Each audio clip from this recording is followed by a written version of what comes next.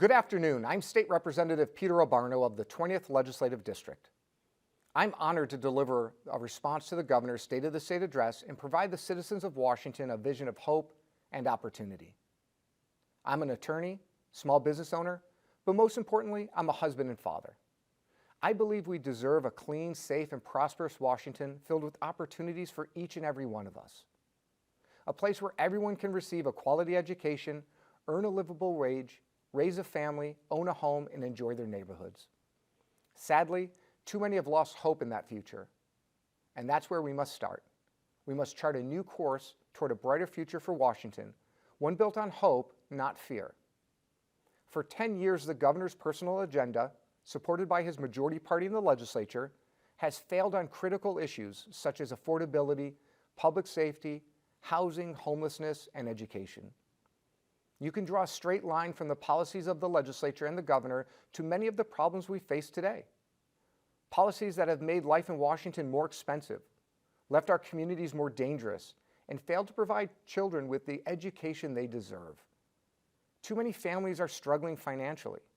Too many children caught in the cycle of intergenerational poverty. Too many seniors forced to cut essential items from their budgets. Too much crime in our neighborhoods. The antidote for the hopelessness that many are feeling is real solutions for the real problems we face every day.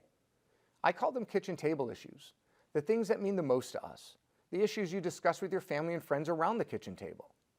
The cost to feed your family and heat your home and drive to work, the availability of childcare, accessibility to quality educational opportunities, the increased crime in your community.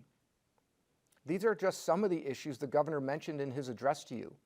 But what he failed to mention is that these issues just keep getting worse under his policies. What we need are real solutions that help build stronger families, stronger communities, and a stronger Washington. Solutions that put people before programs and touch every corner of our state. Everyone should have an opportunity to succeed, and no one should be left behind. This is our home, and we should all expect better. I live in Centralia, a high-poverty community where over 83% of students qualify for free or reduced lunches, a community like many of yours labeled a child care desert. When our daughter was born in 2011, my wife was waitressing and enrolled in college to become a teacher. I had just started a new job. We both worked full-time. We didn't make enough to afford child care, but made too much to qualify for meaningful relief. I still remember the tears and painful choices. I remember taking our newborn to work. I remember my wife taking our newborn to classes. It shouldn't have been that way 11 years ago. Unfortunately, across Washington, new families still face those same tearful decisions. Parents are foregoing educational and employment opportunities because childcare is just not accessible or affordable. Unfortunately, the governor and his party have neither provided meaningful economic relief nor created opportunities for families to succeed. And as a result, many families are stuck in what feels like a hopeless cycle of struggle. A decade of the governor's speeches, just like the one you heard, and continued reckless spending have not produced the results we all deserve. I'm here to tell you that it is not too late, and there are reasons to be hopeful about our state's future, a state blessed with an abundance of natural resources and human ingenuity. That success can be found not in investing in government, but investing in you, by trusting you, by providing you the tools and opportunities to blaze your own pathway to success. Let's talk about those real solutions. On affordability, we could reduce the sales tax, which disproportionately hurts lower and fixed income Washingtonians. We could provide property tax relief and build more homes so that young families can own a piece of the American dream. We could expand the working families tax credit to get more money into the pockets of our neighbors to provide for greater economic security. We should invest in education, early learning, and child care opportunities for working families. For years, the governor and his majority have spent billions of dollars on housing programs, while housing accessibility and affordability have only worsened. In fact, Washington has the fewest housing units per household of any state in the country. The governor's policies have put us last in the nation. Many young people can't afford to live where they grew up, and many seniors are struggling to stay in their own homes. But it doesn't have to be that way. There is a better way than the governor's status quo. Republicans have policies that could turn this crisis around, provide hope, and build a pathway for you to fulfill your American dream. Let's roll back burdensome regulations that are preventing new housing. The layering of costs and regulations are eliminating your opportunities to build a home, build stability, and build a future. Let's invest in infrastructure to create housing. Let's work with local governments to open up new areas to housing and increase density. More housing will lower prices for homeowners and renters, reduce wealth inequality, and grow the economy. And critically, more housing could help reduce the rate of homelessness. For years, the majority has promised to solve the homelessness in our state, even declaring it an emergency in King County 7 years ago.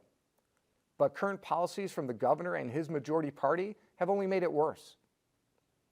The perpetuation of poverty and homelessness in Washington is nothing less than a humanitarian crisis exacerbated by this governor's policies. Too many are living in inhumane makeshift encampments in public spaces. This tragedy requires a very robust, compassionate response. It's time to end the circulation of deadly drugs on our streets and in our schools. We must provide effective treatment for people suffering from addiction and mental health challenges. Let's stop measuring success by the amount of money spent, but instead, by the number of people we lift out of poverty, help address their mental health, and support life in sobriety. As the husband of a public school teacher, I have a deep appreciation for the essential work our educators and school staff do, and I understand their unique challenges. I routinely witness the needs in the classroom as a mentor and volunteer. I see it as a father of 2 students, and I hear the struggles daily. Unfortunately, prolonged school closures, initiated by the governor, had devastating, long-lasting consequences, and those decisions hurt low-income students and students of color disproportionately. Test scores continue to decline significantly. These setbacks from COVID shutdowns magnified a struggling education system that has already failed so many students, limited learning opportunities, and trapped them in a cycle of intergenerational poverty. Now we have the opportunity to come together and increase our investment in a quality education system that prepares students to flourish in the modern economy, recognizes that every student is unique, find their passion, cultivate it, and prepare them for a successful career they love. It's time to strengthen accountability in our diverse education system, and it's time to recognize parents as necessary and integral partners. Education does not start and finish in the classroom. Education begins and ends in the home. Schools must engage parents as active participants, and we must provide them with resources and real choices. As we look to the future that we want for our children to live in, the governor must begin to recognize the policies that are not working. Front and center are the failures made in the recent police reform policies. Every one of us in the past few years has either been a victim of a crime or knows someone who has. From property crimes to violent crimes, many communities are just not safe or don't feel safe. Washington now has the fewest law enforcement personnel per capita. The need for more highly trained police officers on the street is essential. But again, the governor's policies have left Washington last in the nation. The 2021 anti-police bill supported by the governor and his party had disastrous consequences. While the legislature addressed some of those issues last year, critical work remains, including restoring the ability of law enforcement to pursue suspects in their vehicles, the need to recruit, train, and retain new officers, and provide law enforcement the necessary tools to keep us all safe. Fentanyl and other hard addictive drugs have a devastating impact on our communities. We shouldn't normalize the sale, distribution, and use of those drugs, which was the result of the Blake decision. It is incumbent on the legislature to act now. I remember rarely giving a second thought about my children playing in the neighborhood. The rise in crime came to my doorstep over the summer when a troubled, paranoid, recently released inmate pulled up in front of my house thinking he was being followed, and he fired 3 shots. One of those shots hit my neighbor's porch. Unfortunately, this story is all too common. We can turn our state around by prioritizing victims over criminals, preserving the rights of law-abiding citizens to protect themselves, their homes, and businesses, and making sure the judicial system has the ability and our support to deliver justice by not allowing repeat criminals to terrorize our neighborhoods. There are those in power who year after year sell us a future based on fear. They would have us believe the status quo is the best we can hope for, because for many of us, that is all we have ever known for a decade of the same people promising change that never comes. But I don't believe that. I believe by charting a new course based on real solutions, that Washington's best years are ahead of us, and that we have it within our power to leave this beautiful state better off for our children and our grandchildren. Today, I'm asking you to join me.